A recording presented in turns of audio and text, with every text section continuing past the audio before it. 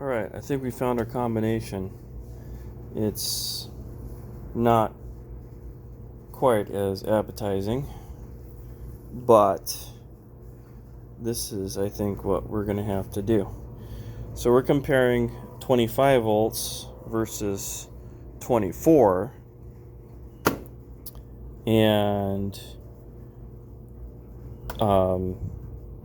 this is no other losses involved other than just the interconnect losses. So we're comparing 25 to 24. These are 12 volt 40 amperes, and these are 5 volt 50 amperes. And we're trying to figure out which supply is a stiffer supply. Stiffer being less internal losses. So generally that's what we mean when we say stiff supply. That is very small internal losses. So we just did the hookup, and believe me, hooking this up was a pain in the ass.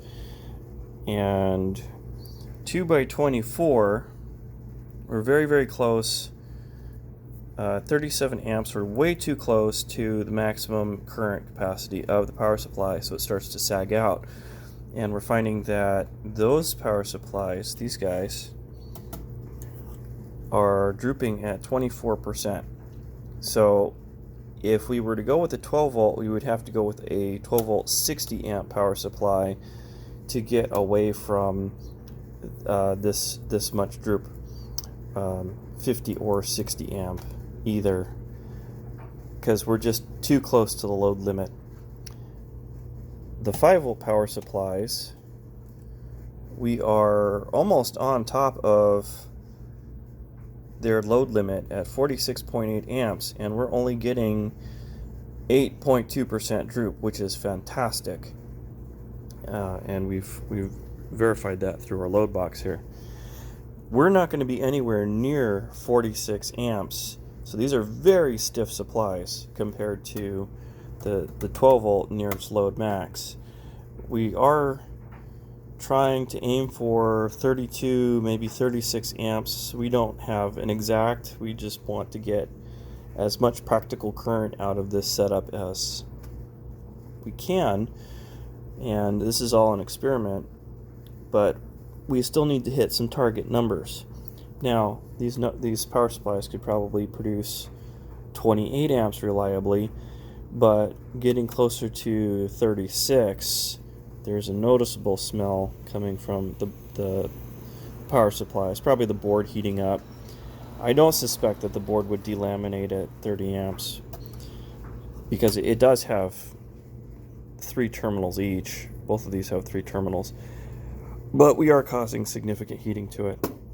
All these high current power supplies have got 3 terminals for both. Now we've only got one link connected right now, so theoretically we could get this drop lower.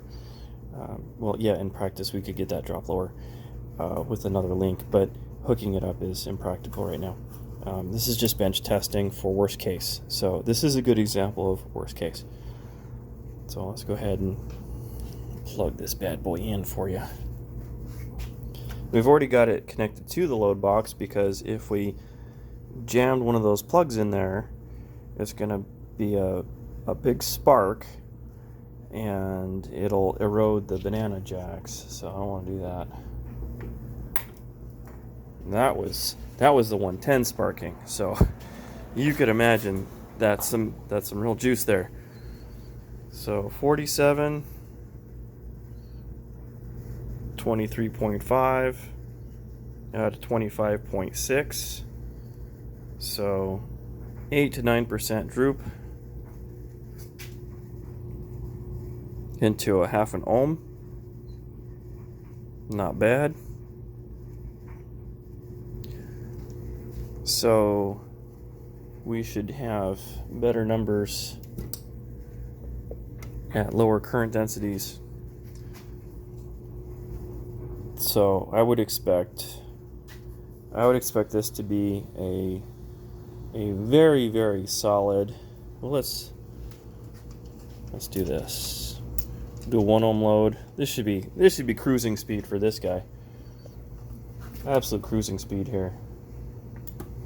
Yeah. There we go. 1 ohm load. 25 volts. 25 amps. Not even breaking a sweat here. So this would be good for reliability. These are import. They're, you know, $20 each. If one goes south, you just buy another one, throw it in, do the hookups. So we'll build the power supply such that it's modular, that these can be quote unquote field replaceable. They won't really be field replaceable, but we'll build it in a style such that they're field replaceable. And the problem is these are going to take up a whole shit full of room, and see, that's the problem. I'd rather go with the 12 volters, but the 5 volts better for the current, and it'll probably be easier on the pass regulator because you'll only be dumping 5 volts at 30 amps per range max before it kicks into the next range, instead of 12 volts. Dumping 12 volts into the pass regulator, because remember, the pass regulator has got to convert any extra voltage and current into heat. So the smaller these steps are, the less power that this has to dissipate. So this may be a critical juncture here in this design. We won't know until this explodes, and it hasn't exploded yet, but you know, it's designed to explode. And we did the whole socket thing, so if they do explode, we can yank them and put new ones in pretty easily. And she's just cruising, man. Oh, these are actually getting warm. These are actually getting warm. Okay. So, yeah, these are actually getting quite warm now. They're actually doing work. They're only doing half of their rated load, but let's see the base plates here. So these bases will be connected to a bigger heat sink. We may need airflow. I don't know yet. This will be a learning curve. Probably a parabolic learning curve. I hate those. Okay, so anyway, she's cruising. Probably won't mind 36 amps. Yeah, I would expect it. It probably won't care about 36 amps. They're getting hot, but they're going to do that. So we may need some airflow control on these guys just to keep them cool, and they'll be mounted to a base plate, so that'll pull heat out of the switching devices too. And yeah, that's enough rambling on, right? So they're doing good.